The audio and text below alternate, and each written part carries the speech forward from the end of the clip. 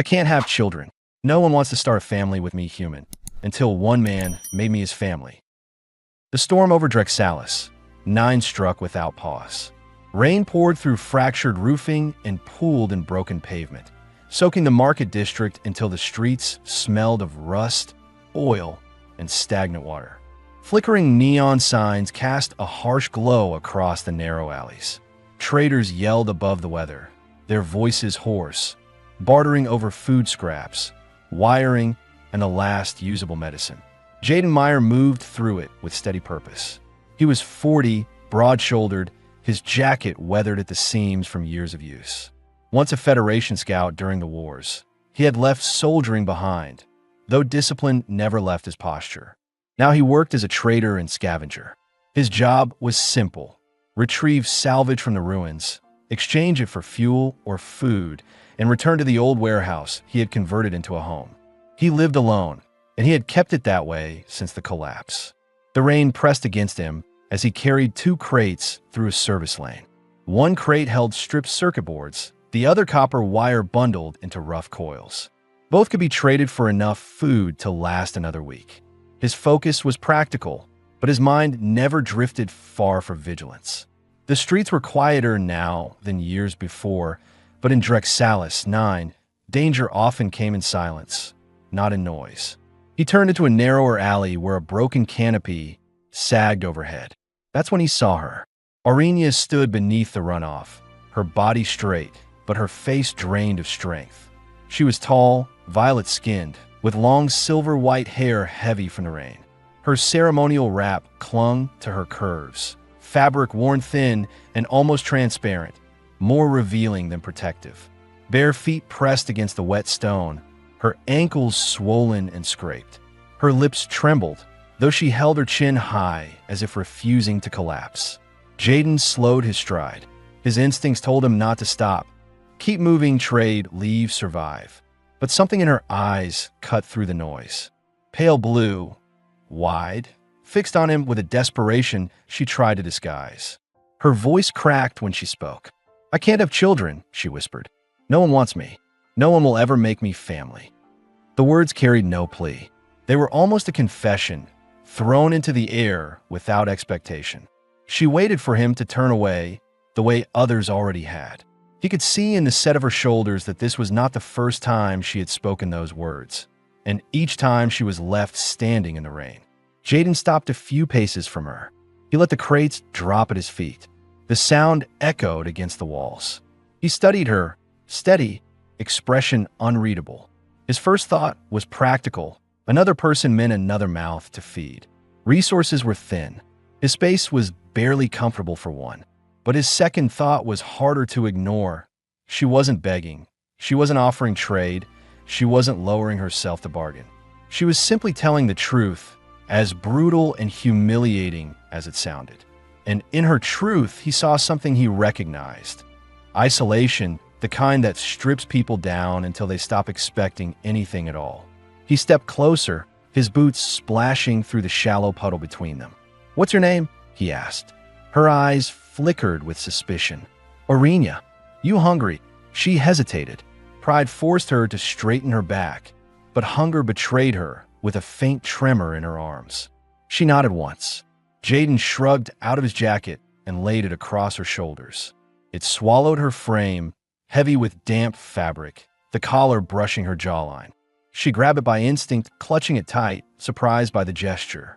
When the jacket pressed down, her wrap shifted, exposing more of her chest. Jaden noticed, but kept his gaze on her eyes.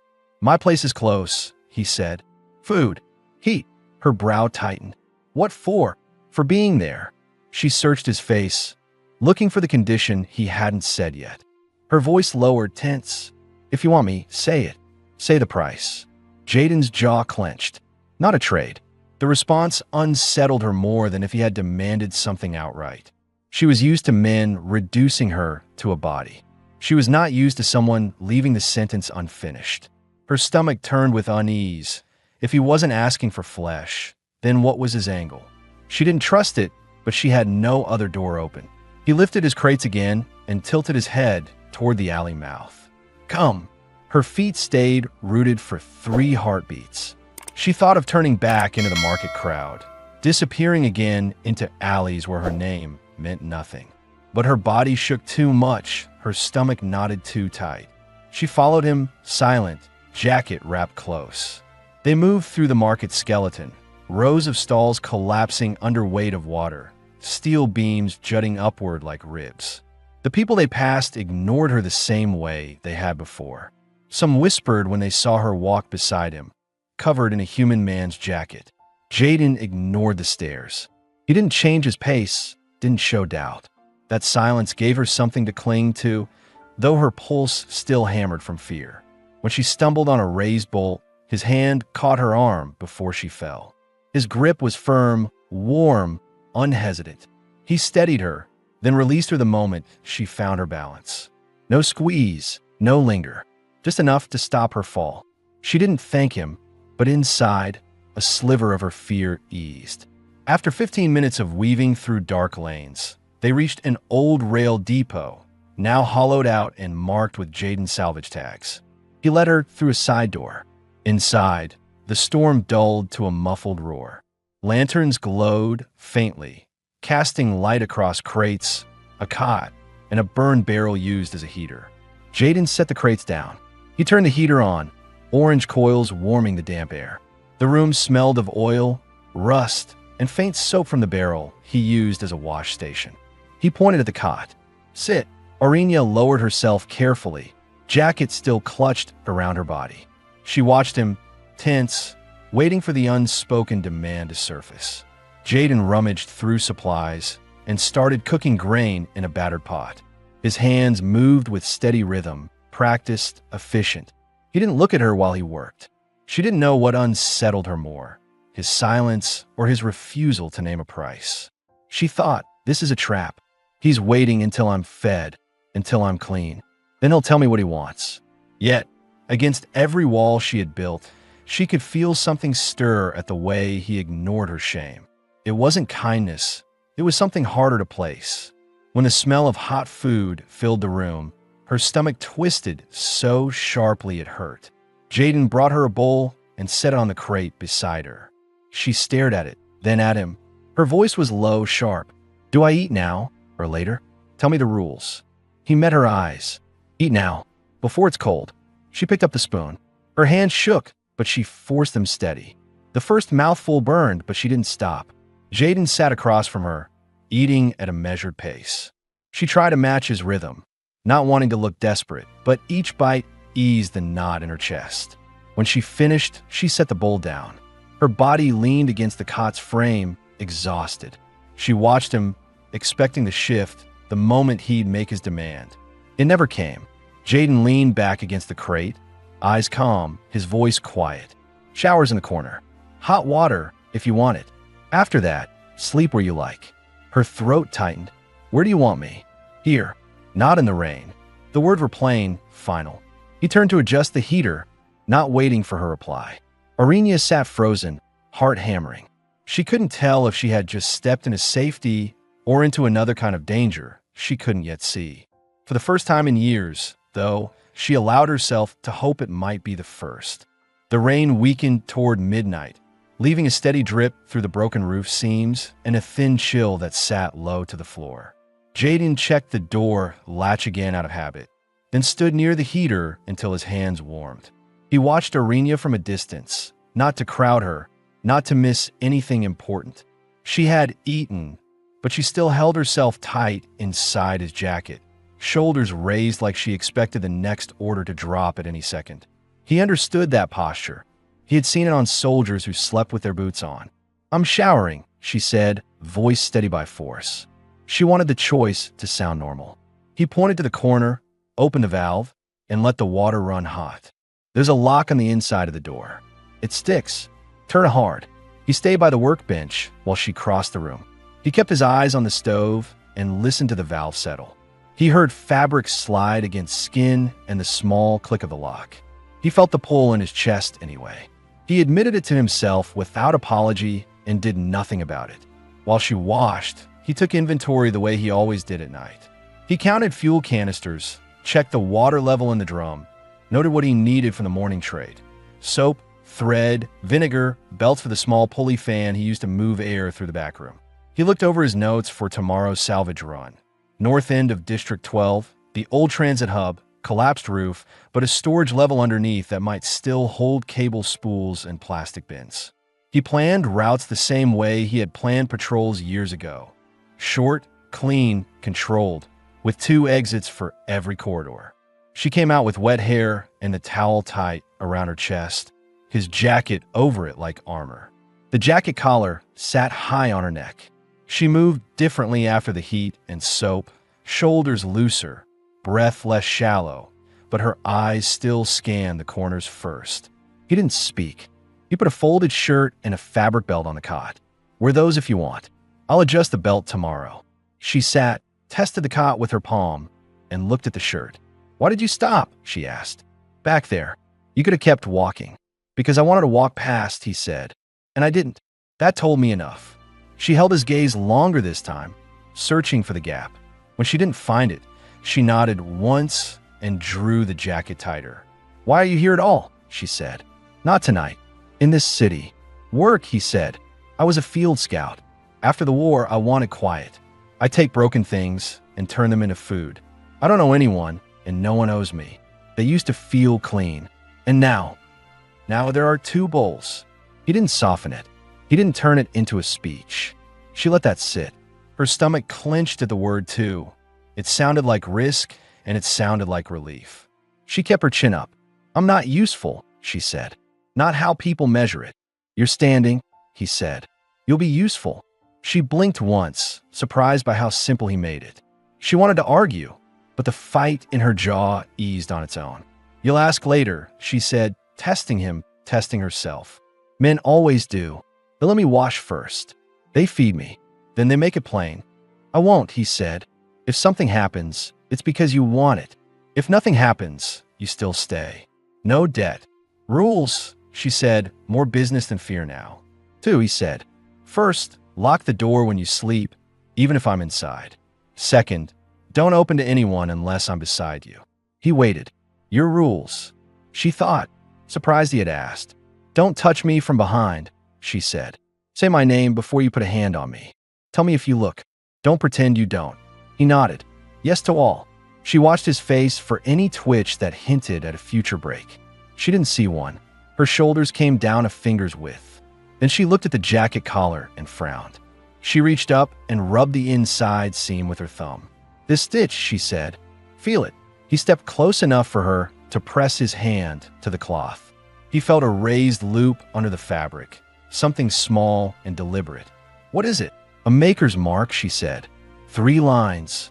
She unfolded the collar and turned it to the light. "Oren Loomworks, District 12. My family worked there until the famine. They closed it. People stripped everything." He crossed to the workbench, pulled a dented metal plate he had used for leveling a leg, and wiped it with his sleeve. The same 3-line crest cut shallow into the corner. Letters still visible under grime. Oren Loomworks. He had never looked close.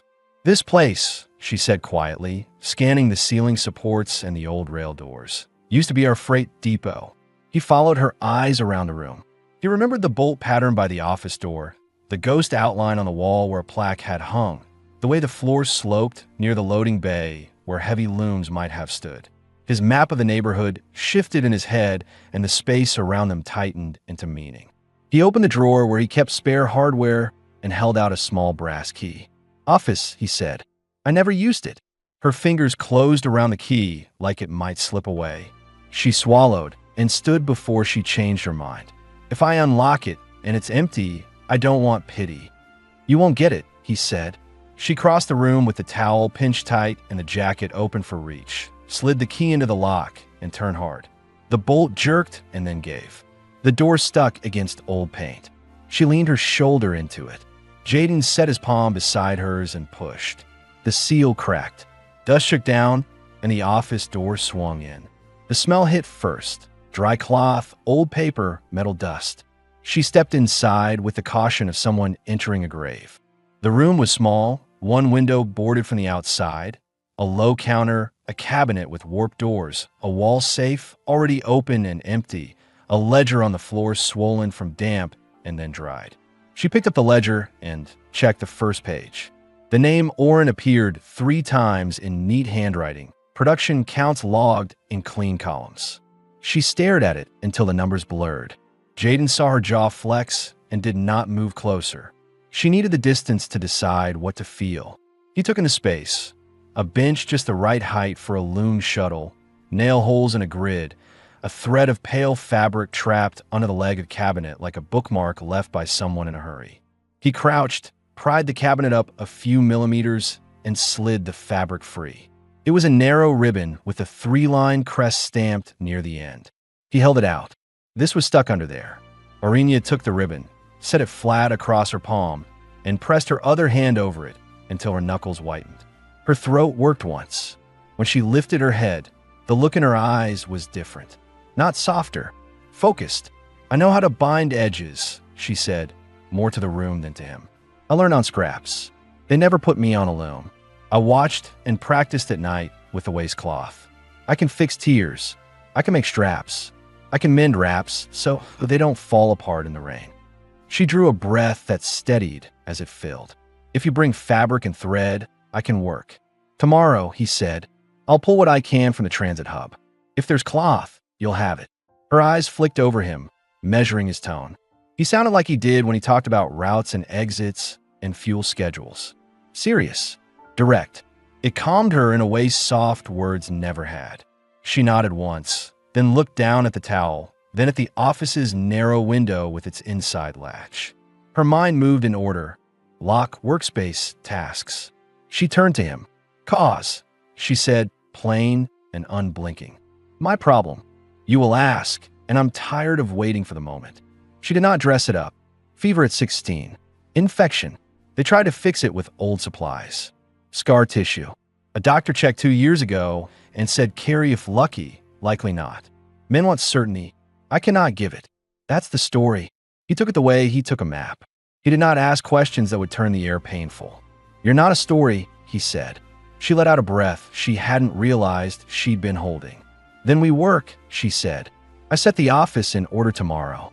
I'll need a light, a clean surface, and vinegar for cleaning thread." She paused.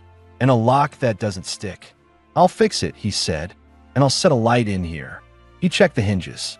"We keep the door closed when we're not in the room. It's yours to open." Her lips moved toward a smile and stopped at something more practical.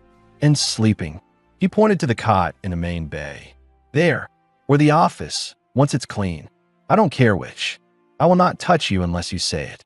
If you decide you want my bed, say it straight." She held his eyes as if to test whether he would hold still under pressure. He did.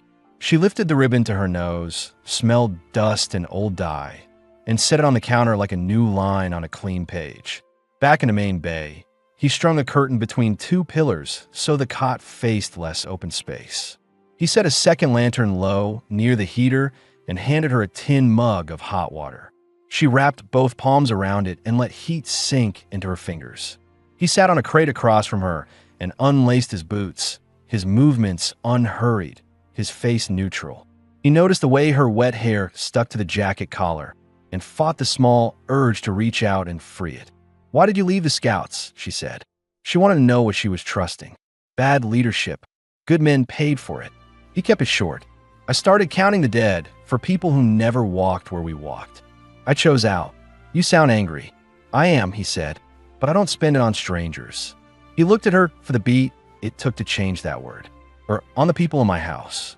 She tracked the shift and considered it. "What is your mission now?" she said, not mocking the word. "Keep the lights on," he said. "Keep the door working. Trade clean. Pick my fights. Sleep with both eyes shut sometimes." That's enough. She thought about calling that small.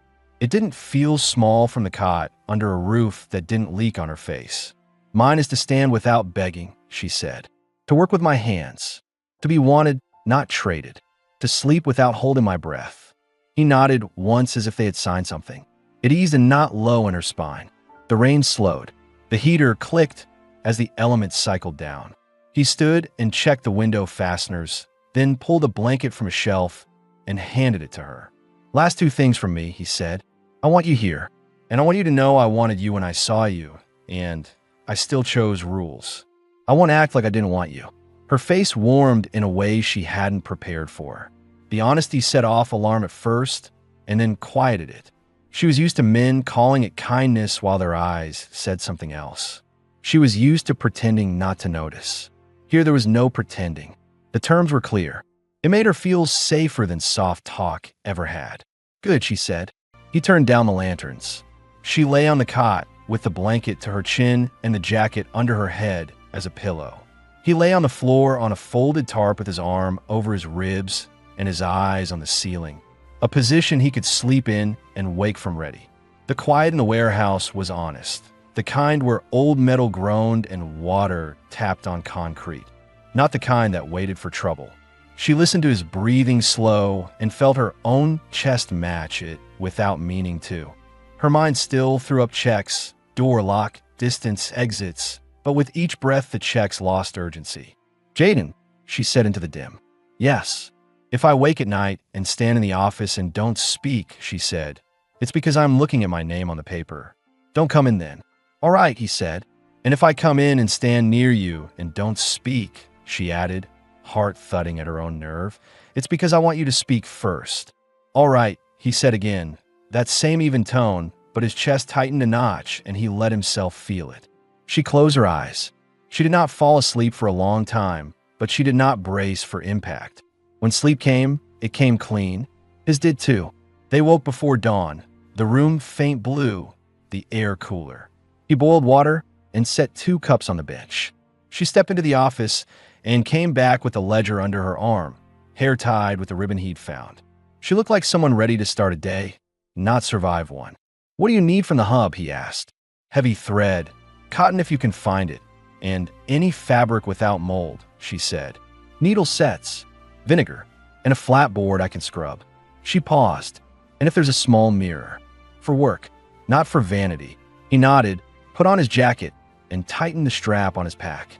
He watched her lock the office door with a brass key and tuck the key into the jacket pocket like she'd done it 1,000 times. He felt more responsible because she did it with such quiet certainty. I'm back before noon, he said. If I'm late, it's because I found a better route, not because there's trouble. If anyone knocks, don't answer. If you hear my steps, I'll knock twice and say your name. She stood in the doorway with her hand on the frame.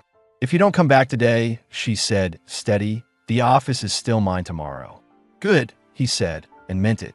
He shouldered the pack and stepped into the alley. The storm had blown out of the district. The market smelled like wet concrete and cooling metal. He moved the way he always did, calm, direct, reading corners, but there was an extra line in his plan now. His route ended at a warehouse with a locked office and a ledger with her name in it. His mission stayed the same. Keep the door working, keep the lights on, but it had a shape he had not allowed in years. He felt it in the way he tested his boot on the slick step and the way his hand settled on the strap. Inside, Aurenia stood with her palm flat on the office door for a full count of 5, grounding herself. Then she rolled up the sleeves of the shirt he had given her, tied her hair back tighter, and started clearing the counter with the precise motions of someone who had waited a long time to do a simple, honest task. The questions left hanging from the night had answers now. Why he was there, to trade clean and live steady. Why she was there, to stop being a stray and become someone who worked with her hands in a room with her name on it. What they wanted, safety without lies, contact without debt, a life that could be maintained instead of endured. How they would move forward, one task at a time, with rules set in daylight and choices made out loud. The day began with that, and both of them felt the difference as the city woke around them. The sun pushed through the cracks in the boarded windows, turning the dust in Jaden's warehouse into drifting silver threads. The city outside was waking, clatter of carts on uneven stone, calls from traders braving the soaked plazas, the echo of metal shutters pulled open. Inside, the air was calm, carrying only the faint scent of boiled grain and soap. Aurenia stood at the counter in the small office, sleeves rolled to her elbows, hair tied with the faded ribbon. She was sorting scraps of fabric into neat piles, as if the work had always been hers. Jaden watched from the main bay, sitting on a crate as he tightened the straps on a salvage pack. He had returned earlier than promised. His hands smelled faintly of grease and rust from hauling cable out of the collapsed transit hub, and his shirt bore a streak of dirt across the shoulder. When he walked back through the alley door an hour ago, Orinia had not asked why he was early. She had only checked that he carried cloth, then taken it from him without hesitation. That silence, that shift into action, told him more than any words. She glanced at him now, eyes narrowing. "Why were you really there?" she asked, lifting a length of canvas to test its stretch. He knew what she meant. Not why he went scavenging, but why he had stopped in the alley that night. He rested his forearms on his knees, gaze steady. "Because I was tired of walking past things worth saving." Her jaw flexed as she folded the cloth into a clean square. She wanted to argue, to accuse him of pity, but the flat truth in his voice caught her. "And if I had turned away, I still would have carried you in," he said, certain. "It wasn't a choice anymore once I saw you." Her throat tightened at that. She looked back to the fabric, smoothing the edge with her thumb. For years, she had believed she had nothing left to offer. Now a man said he chose her without terms, without transaction. That truth unsettled her more than cruelty ever had. Jaden stood, crossed to the office, and set a flat board on the counter. "You said you needed this." She tested the surface, tapping the wood. "It will do." She looked up at him, her eyes direct. "And you, why aren't you married? You don't look like a man without options." The question carried the weight of suspicion. She had given her reason for being discarded. She wanted his. He leaned against the doorframe, voice even. "We're stripped a lot. Men like me came back to nothing. Easier to keep moving than start something you can't protect." Until now, his answer hit her with more force than she expected. He had admitted fear, not of weakness, but of failing someone he cared for. She swallowed hard, her voice lower. "And now you think you can protect me?" "No," he said. "I don't think. I know." His eyes held hers until she looked away, not in shame, but in the shock of being seen without defense. She turned back to the fabric, tying it into strips for binding. Her hands were steady now. Still, she asked the question gnawing at her. "What happens if I fail you? If I bring nothing, if I can't give you what a wife should give?" He stepped closer, not fast, not looming, but deliberate. He set his hand on the counter between them, palm flat. "Then I still have food, a roof, and someone here, and I walk back through that door. That's more than I had yesterday. That's enough." Her breath caught, and for a long second she could not answer. The tension in her chest, the years of rejection that had pressed her shoulders down, loosened in a way that frightened her more than hunger. She pulled the ribbon tighter around her hair and forced herself to speak calmly. "If you mean that, then tomorrow I'll mend your jacket first. I'll put my mark on it so no one mistakes it." Jaden allowed the corner of his mouth to shift, the closest thing he ever gave to a smile. "Good. I'll bring the thread." The silence that followed wasn't heavy. It carried something fragile but alive, like a thread stretched but not breaking. By evening, they shared another meal across the crates. Orinia ate slower now, no longer rushing, her gaze meeting his without flinching. When she asked about his past as a scout, he gave her the details she had wondered in silence the night before. How he survived long weeks in enemy zones, how he learned to count steps in the dark, how he lost men because orders made no sense. He told her without embellishment, without pride, and she listened without pity. She asked if he still dreamed of it. He said only, sometimes, and she didn't press further. Later, when the storm rose again, rattling the doors, Orinia pulled the blanket around her shoulders and sat on the cot. Her voice carried through the dim. "If I wake at night, and I'm afraid, and I stand near you without speaking, what will you do?" Jaden sat on the tarp across the room, his back to the wall, boots off, knife laid beside him. He answered without hesitation. "I'll wait until you say my name. Nothing before that." She nodded once, reassured in a way that words of affection never gave her. Trust built in rules, in small actions, not in promises. She settled back, her eyes lingering on him longer before closing. What the listeners of this story would have wondered in the first 2 chapters. Why Jaden lived alone, why he risked stopping for her, whether she had truly been cast aside for barrenness, and whether her family's past mattered, now had answers. He was a man who chose solitude because he couldn't trust himself to protect more. She was a woman rejected for what she could not give, yet carrying the skill and memory of a family once proud. Their paths crossed not by accident, but by decision. His choice to stop, her choice to follow, and both their choices to stay. The heater hummed low. Outside, Drexalis, 9 drowned in rain and neon. Inside, for the first time, neither of them braced for what came next. They simply let the night hold them as it was. Morning broke gray over Drexalis, 9, light leaking through fractured glass panes high in the depot wall.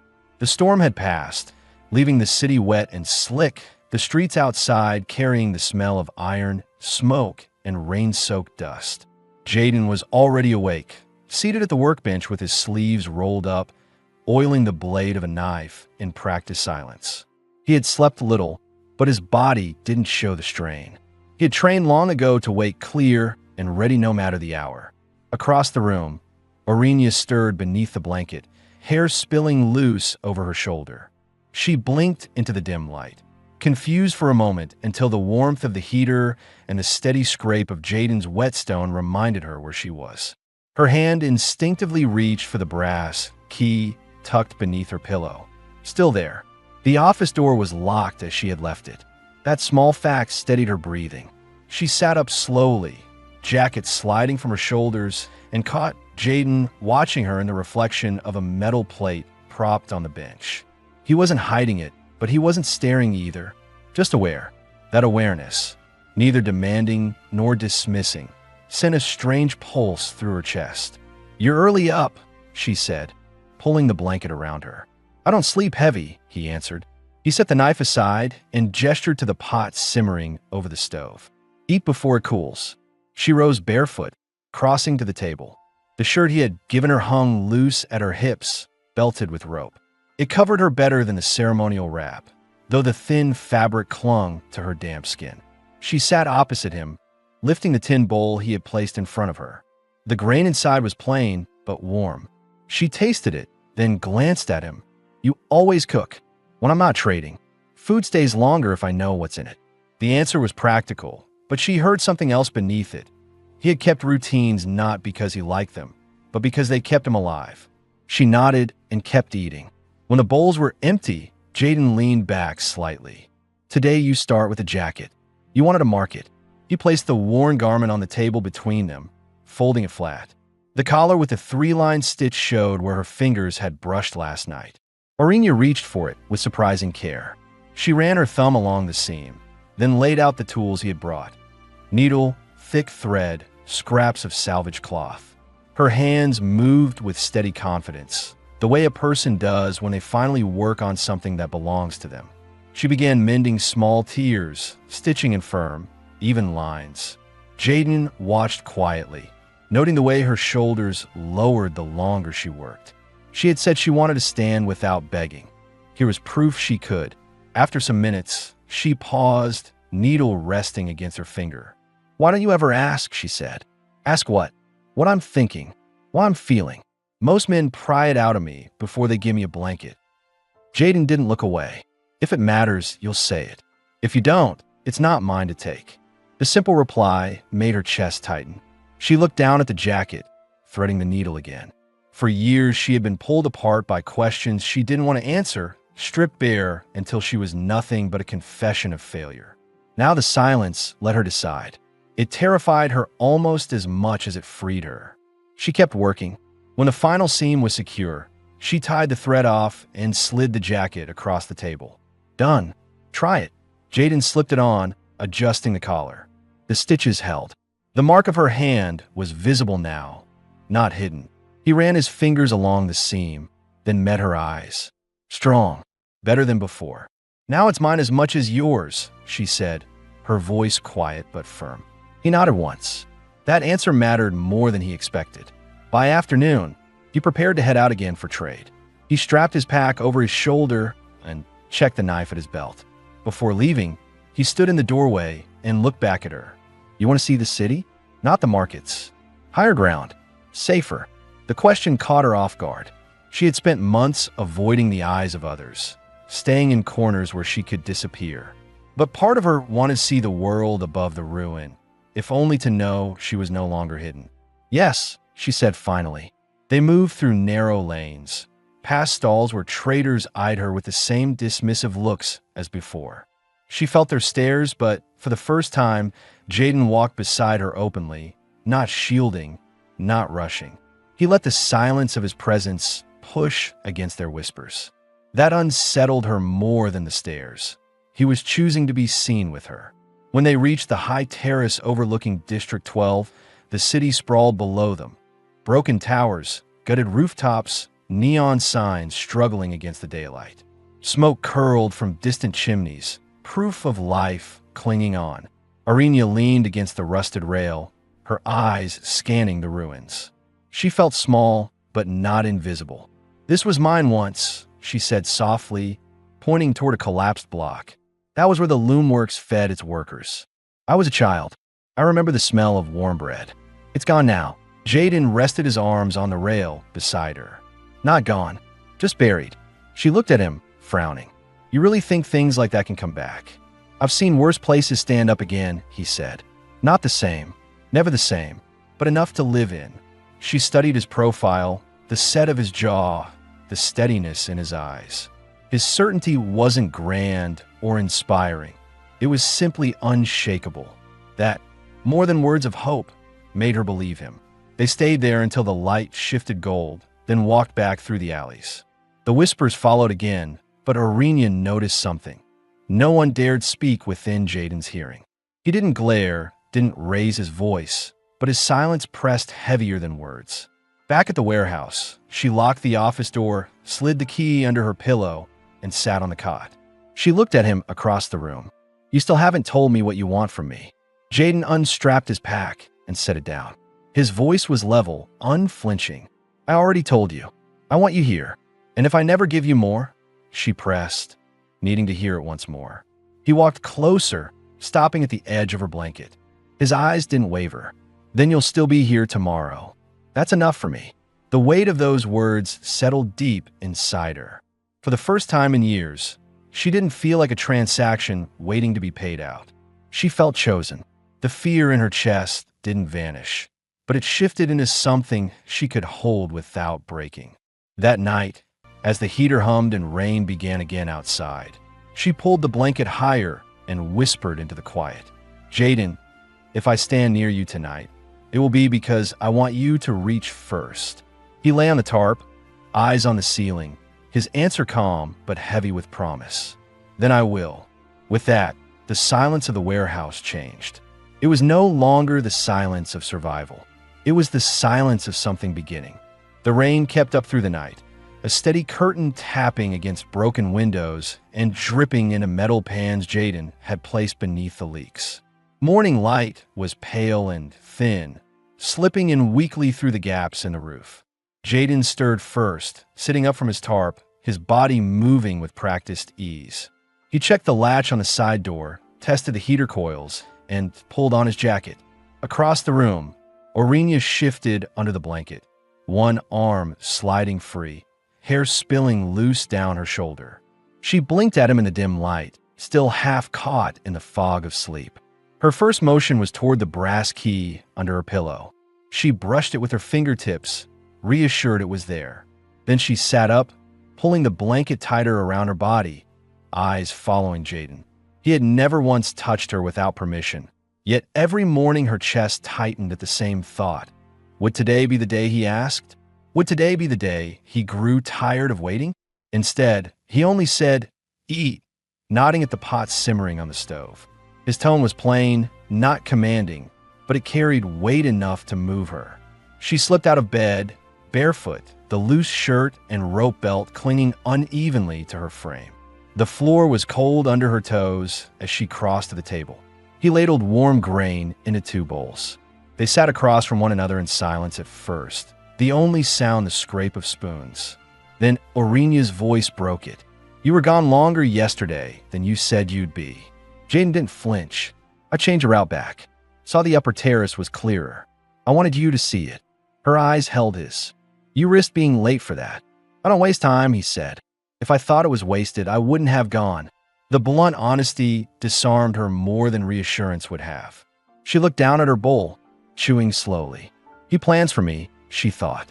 Not because he must, but because he chose to. It frightened her how much she wanted to believe that choice was real. After breakfast, she pulled the jacket toward her, tracing the fresh seam she had stitched the day before. Her mark was there now, proof she had done something that lasted. She tied her hair back with the ribbon and looked at him across the table. I want to see more. Not just ruins. Places where people don't look at me like I'm broken. Jaden leaned back, studying her face, her posture, the tremor of determination in her voice. He answered without hesitation. Then we go. But you walk with your head up. Don't fold yourself for them. That afternoon, they left the warehouse together. The market noise rose in the distance. Shouts, the clang of metal, the squeal of old carts. But Jaden led her along the quieter streets, the routes he knew from years of scouting. Aurenia kept her chin high, just as he'd told her. People still looked, some with contempt, some with mockery, but his presence beside her was an unspoken barrier. He didn't need to glare or threaten. His silence was enough. They stopped at a narrow square, where children were playing with a ball patch from scraps. The buildings around them leaned dangerously, but the laughter of the children carried strong. Aurenia watched, her expression unreadable at first. Then she spoke, almost against her will. I thought I'd forgotten what that sounded like.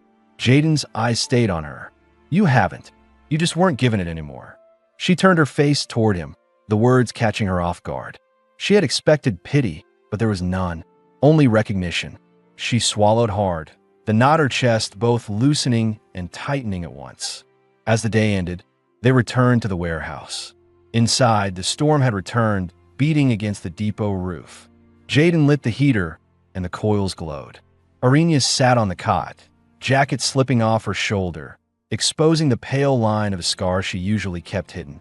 She didn't pull the fabric up this time. She let him see it. Do you want to ask about it? She said. No, he answered. Her eyes narrowed. Why not? Because if you want me to know, you'll tell me. I don't need to take it from you. For a long moment, she stared at him, searching for any crack in his tone. She found none. Slowly, she lowered her eyes. It was fever, left me weak for months. They tried to treat me, but I came out scarred inside. That's why no man wanted me. Jaden's reply came firm, even as steady as the rain outside. They were wrong. The words hung between them, heavy, undeniable. She felt the air in her chest shift, as if something tight had finally given way. She pulled the blanket up, but not to hide, only for warmth. That night, as the warehouse filled with the sound of rain and the hum of the heater, she lay awake longer than him, staring at the faint glow of the lantern. For the first time in years, she didn't brace herself for rejection when morning came. For the first time, she wondered what it would mean to reach across the silence herself. The next morning, Drexalis. 9 woke under a heavy sky. Clouds pressed low, turning the city into shades of gray, broken only by the crack of neon signs that flickered weakly in the damp air. Jaden rose early, slipping his boots on with practiced efficiency. He checked the latch, tested the knife at his belt, and set water to boil on the stove. Aurenia lay on the cot, awake but still, watching him. She noticed the way his movements had no wasted energy, the way he never lingered in one spot longer than necessary. He lived as though someone might walk through the door at any second. You don't stop moving, she said, her voice low but clear. Jaden poured the water into 2 cups and set one on the crate near her. If I stop, things slip. Out there, that gets you killed. And in here, she asked, fingers brushing the warm tin. He looked at her, steady, then sat on the edge of the workbench. In here, it keeps me ready. For you. The words landed heavier than she expected. She took a slow sip, hiding the way her hands trembled. No man had ever said that. Ready for her, without it meaning debt or demand. After breakfast, Jaden laid out the salvage he had brought back the day before. Cloth scraps, spools of thread, a cracked mirror. Aurenia's eyes caught on the mirror, its surface warped but intact. She reached for it cautiously, as if it might vanish. You brought this for me, she said, voice unreadable. You asked, he answered. I listen. Her throat tightened. She lifted the mirror, tilted it toward herself, and froze. For the first time in months, she saw her reflection. Wet hair, scar across her collarbone, the ceremonial wrap still torn at the edges, his oversized shirt hanging loose. She looked worn, but alive. She set the mirror down carefully, her eyes stinging. I almost forgot my own face. Jaden didn't move closer. He let her hold that moment alone. When she finally looked up, he said, "It's a good face." I knew that without the glass. The silence that followed was thick, but it wasn't empty. By midday, Aurenia worked at the counter, mending cloth with precise stitches. Jaden sorted wiring beside her, their movements falling into rhythm. They didn't speak often, but when they did, the words carried weight. At one point, her hand brushed his as she reached for thread. She didn't pull back immediately. His hand stayed where it was, steady, until she drew hers away, her breath uneven. As dusk settled, the storm returned, hammering against the depot roof. Jaden lit the heater and set another blanket on the cot. Aurenia sat with her knees drawn up, hair loose around her shoulders. The sound of the rain made the space feel smaller, more private. You said once, she began, that you wanted me. Not children, not what others want from me. Just me. I did, Jaden said. His eyes held hers. Her voice shook, but she kept speaking. And if I came closer now, if I stood near you without speaking, like I said before, would you still wait? Yes, he said simply. She rose slowly, the blanket falling from her shoulders, and crossed the short distance between them. She stopped just in front of him, her breath shallow, hands twisting at her sides. She didn't speak. She didn't need to. Jaden lifted his hand, deliberate, slow, giving her time to turn away. When she didn't, his fingers brushed the line of her jaw. Her breath hitched, but she leaned into the touch. His other hand slid to her waist, firm but steady. Their eyes locked, hers wide with fear and something deeper, his calm but charged with restraint. When his lips finally touched hers, it was not rushed.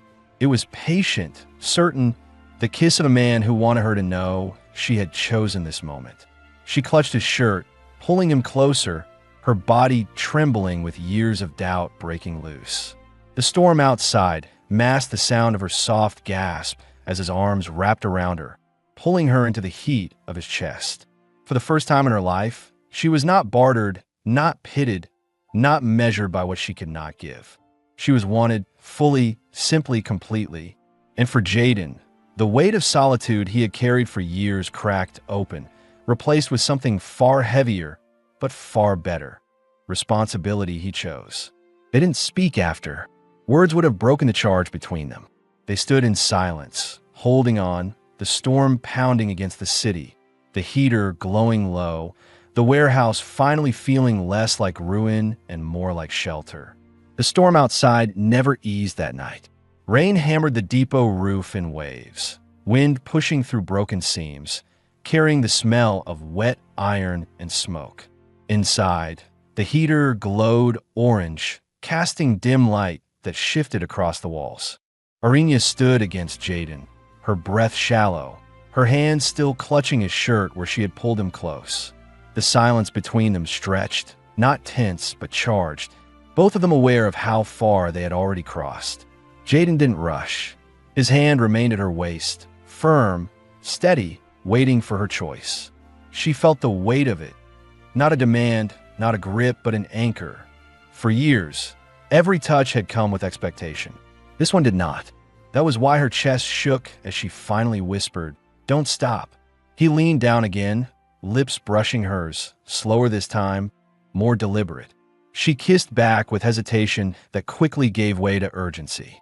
Her body pressed closer, trembling not from fear, but from the shock of being allowed to want. When his hands moved, it was with caution, sliding along her back, over the fabric of the shirt she wore. She tilted her face into him, heat rising under her skin, years of rejection breaking apart under every touch. They moved together toward the cot without a word. She sat first, looking up at him, her breathing uneven. He pulled his shirt over his head, scarred chest revealed in the low glow. She traced one scar with her eyes before her hand lifted to touch it. Her fingers lingered on the rough line over his ribs, and he let her. "You survived worse than me," she said, voice barely above the rain. "We both survived enough," he answered. When he leaned down, she caught his jaw with her hand and kissed him harder, pulling him with a force she didn't know she had left. The blanket slipped away from her shoulders, the rope-belted shirt loosening. He let her guide the pace, his hands steady, not forcing, only following where she led. The night unfolded in heat and silence, their breaths louder than the storm outside. Her wrap slipped away, his body pressed against hers, and for the first time she felt the act not as a bargain, but as something chosen, something wanted.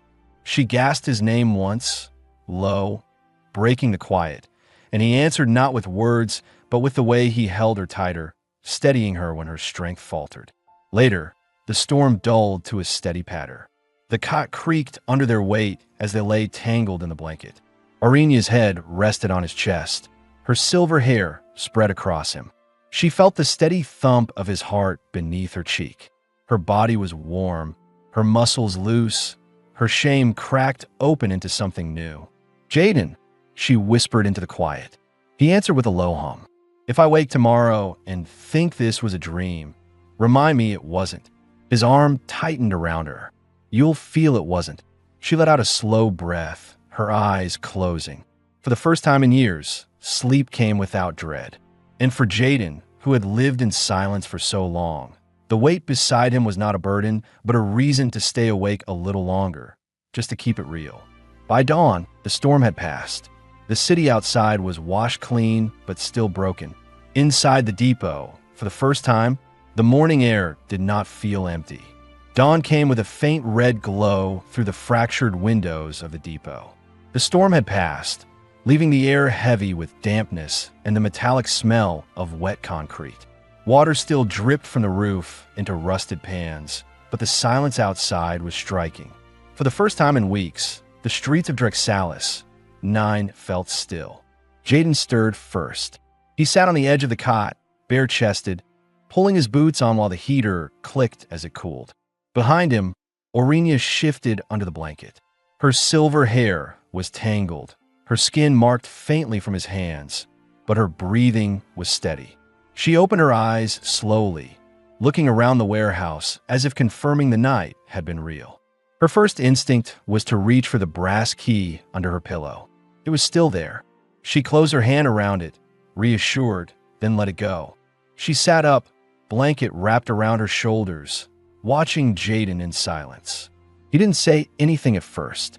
He checked the latch, checked his pack, moved the way he always did, but slower, as though the air itself had changed. Finally, she broke it. "You don't regret it?"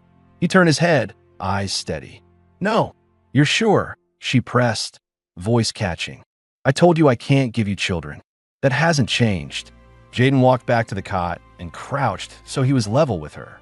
His face was calm, his tone low. "Listen, I didn't take you in for children.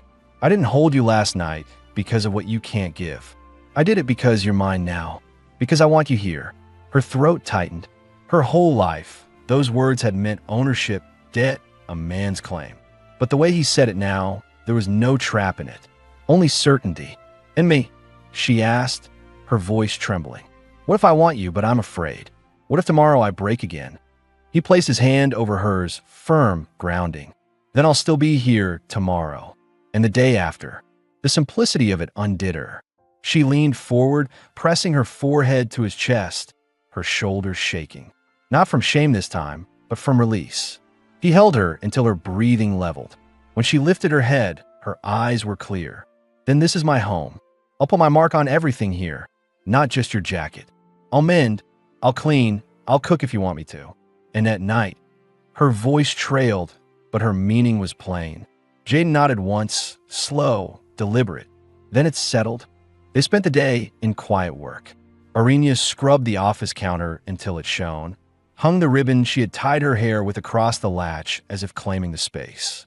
Jaden reinforced the warehouse door with steel brackets, his movements sharp and purposeful, as if building not just for himself anymore.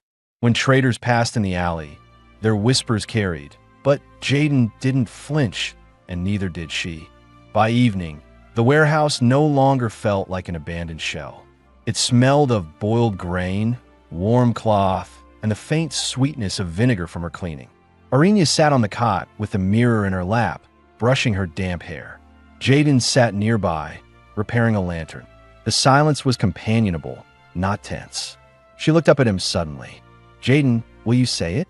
Once, just so I hear it clear." He set the lantern down and turned to her. His voice carried no hesitation. "You're my family now." Her eyes filled, but she smiled through it, a small, fragile smile that grew steadier the longer she held his gaze. She set the mirror aside and crossed to him, placing her hand flat on his chest. "Then so are you. Mine." That night, when the heater hummed low and the city outside lay in ruin, they lay together without fear, without doubt. Her head rested on his shoulder, his arm across her waist. The brass key was still under her pillow, but she no longer needed to clutch it to fall asleep. For Jaden, solitude was over. For Orinya, shame was broken. They had chosen each other, and in that choice, the ruin around them no longer mattered.